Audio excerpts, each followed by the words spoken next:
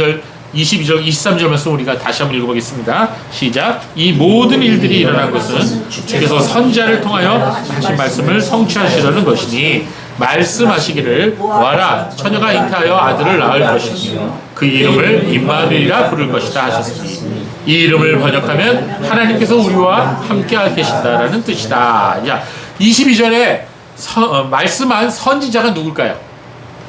예, 바로 이사야 선지자예요. 예. 예수님의 탄생은 예수님이 탄생하시기 전 이미 700년 전에 이사야 선지자를 통해서 이미 예언되었던 것입니다. 자, 마태복음 1장 23절의 말씀은 이사야서 7장 14절 말씀을 그대로 인용한 거예요. 문자 하나 바꾸지 않고 그대로 인용한 겁니다. 자, 이사야 7장 14절 말씀 한번 읽어볼까요? 시작. 그러므로 주께서 친히 너희에게 징조를 주실 것이다. 보아라 처녀가 잉태하여 아들을 낳을 것이며 그의 이름을 임마누엘이라 부를 것이다. 바로 이 두 번째 문장, 이것이 마태복음 1장 23절에서 그대로 인용한 것입니다. 자, 구약학자들 중에는 이사야의 이 예언의 말씀이 예수 그리스도와는 전혀 상관이 없는 말씀이라고 주장하는 사람들이 있어요. 그들은 특히 이사야 7장 14절의 말씀이 예수 그리스도의 동정녀 탄생과는 전혀 무관하다, 전혀 관련이 없다, 이렇게 주장합니다. 자, 그 이유가 무엇이냐면 마태복음 1장 23절에 처녀라고 돼 있죠. 보라 처녀가 잉태하여, 처녀라고 돼 있어요. 이 처녀라고 인용한 것이 이사야 말씀을 잘못 번역하고 잘못 인용한 것이다, 이렇게 주장하고 있어요. 좀 더 자세히 말하자면, 자, 이제부터 강의실에서 강의 듣는다고 여러분 생각해 보세요. 구약 이사야 7장 14절의 히브리어 원문을 보면 처녀가 잉태하여 아들을 낳을 것이며, 이 표현에서 이 처녀로 번역된 히브리어 단어가 알마였어요. 뭐라고요? 알마. 예, 알마. 여러분이 우리나라 말로 써있기 때문에 여러분 읽으실 수 있어요. 이 알마라는 단어로 표현됐기 때문에 이게 잘못됐다는 거예요. 본래 히브리어에는 남자를 전혀 알지 못하는, 즉 성경험이 전혀 없는 수처녀를 의미하는 고유한 말이 있어요. 그게 뭐예요? 베툴라라는 말이에요. 뭐래요? 베툴라. 예. 그래서 그런데 여기서 이사야 7장 14절에서 사용된 단어는 이 베툴라가 아니고 알마를 사용했다는 거예요. 그래서 이 알마라는 단어는 결혼을 했든 안 했든 상관없이 그저 젊은 여자, 20대에서 40대 초반까지 그런 젊은 여자를 뜻하는 단어이기 때문에 이거 잘못됐다는 거예요. 그 헬라어도 마찬가지예요. 헬라어 알마와 같이 단순히 젊은 여자를 의미하는 단어가 네아니스라는 단어예요. 헬라어로. 그 다음에 베툴라 같이 수처녀, 전혀 남자를 알지 못하는 수처녀를 의미하는 헬라어 단어가 뭐예요? 바르데노스. 네, 바르데노스. 자, 이렇게 구분할 수가 있어요. 그런데 후에 히브리어를 헬라어로 번역한 성경이 있죠.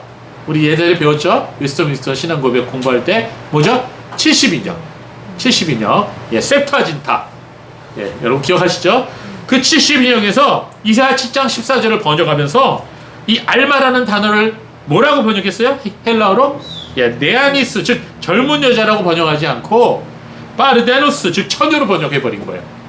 예, 그러니까 마태복음도 이 70인역의 번역을 따라서 파르데노스라는 단어를 그대로 사용한 거예요. 처녀라는 단어를.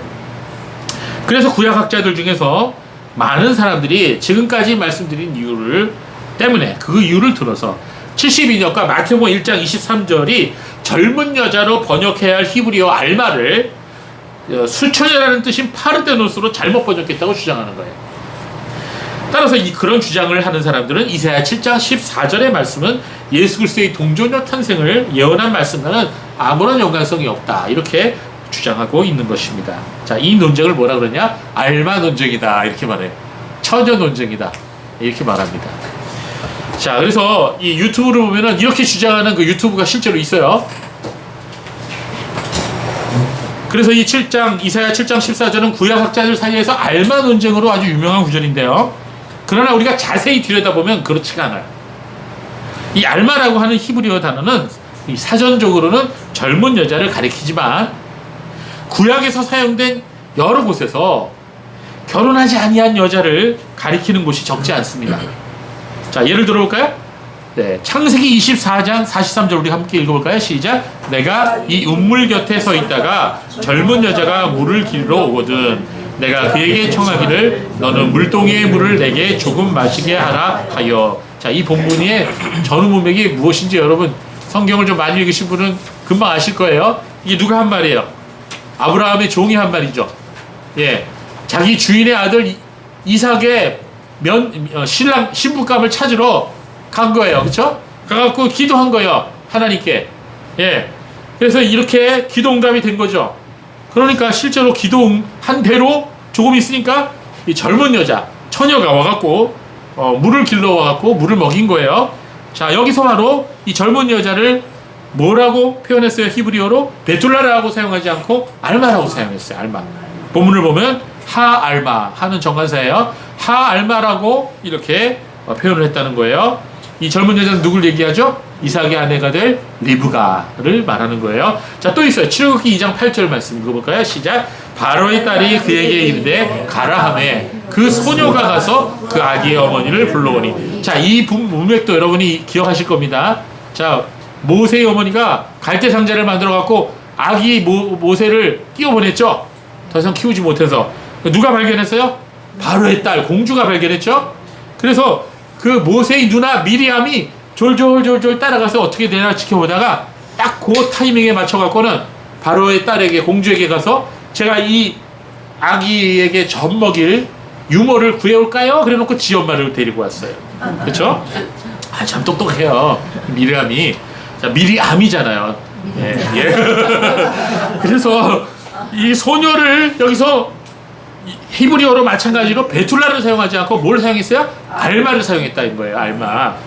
자, 여기서 이 소녀는 모세의 누나 미리암을 가리킵니다. 자, 또 있어요. 시편 68편 25절 볼까요? 다 같이 한번 읽어봅시다. 시작. 소고 치는 처녀들 중에서 노래 부르는 자들이 앞서고 악기를 연주하는 자들은 뒤따른 아이다. 자, 여기서도 마찬가지 알마의 복수형인 알라못이라는 단어를 사용했어요.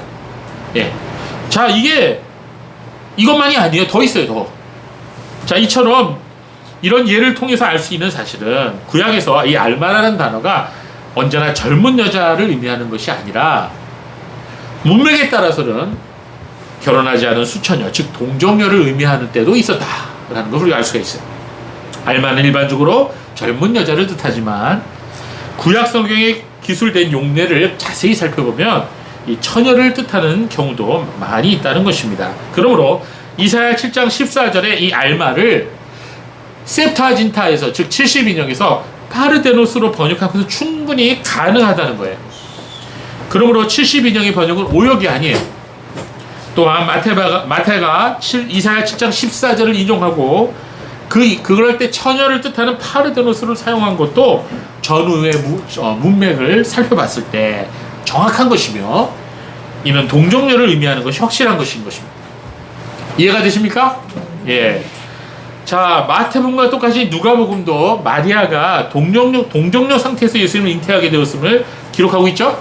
누가복음 1장 34절을 보면 마리아가 자신에게 찾아온 천사 가브리엘에게 이렇게 대답합니다. 한번 읽어볼까요? 시작. 그러자 마리아가 천사에게 말하기를 나는 남자를 알지 못하는데 어떻게 이런 일이 있겠습니까? 하니 네, 맞아요.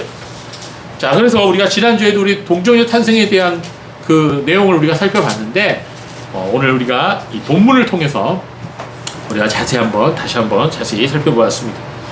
자, 우리는 지난주에 자유주의 신학에 대해서 생각해 보았죠. 이 세상에 존재하는 가장 사악한 이단이 뭐라고요? 자유주의 신학이에요. 이 자유주의 신학은 교회를 무너뜨리고 이 성도들의 신앙을 뿌리부터 흔드는 그런 나쁜 신학입니다. 그러나 하나님께서 구원하시기로 작정하신 사람들은 그러한 유혹과 미혹에도 불구하고 결국 믿음으로 승리하게 될 줄로 믿습니다. 제가 그동안 신학을 하고 목회를 하면서 느낀 점이 있어요. 그건 뭐냐면요, 이 성경을 연구할 때 어느 본문이나 단어가 그 의미를 살펴보면 하나만 의미하는 게 아니고 두 가지 이상을 의미하는 경우가 있어요. 이렇게 해석할 수도 있고 또 저렇게 해석할 수도 있어요. 이런 경우에 본문들이 성경에 실제로 여러 군데가 있어요. 그런데 그런 경우에 신앙이 있는 사람은 하나님 편에 서서 해석을 하고 신앙이 없는 사람은 세상 편에 서서 해석한다는 거예요.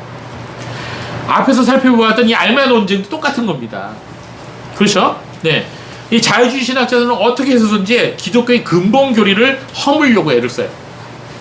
그러나 하나님을 믿고 경외하는 사람들은 이 성경 말씀의 본래적인 의미, 전체적인 의미를 생각하면서 이 복음이 확실하게 증거되도록 힘쓰는 거예요. 이게 신앙이 있는 사람과 없는 사람의 차이예요. 그래서 우리가 목사가 되든 우리가 신학자가 되든 먼저 신앙인이 돼야 돼요. 먼저 거듭나야 되는 거예요.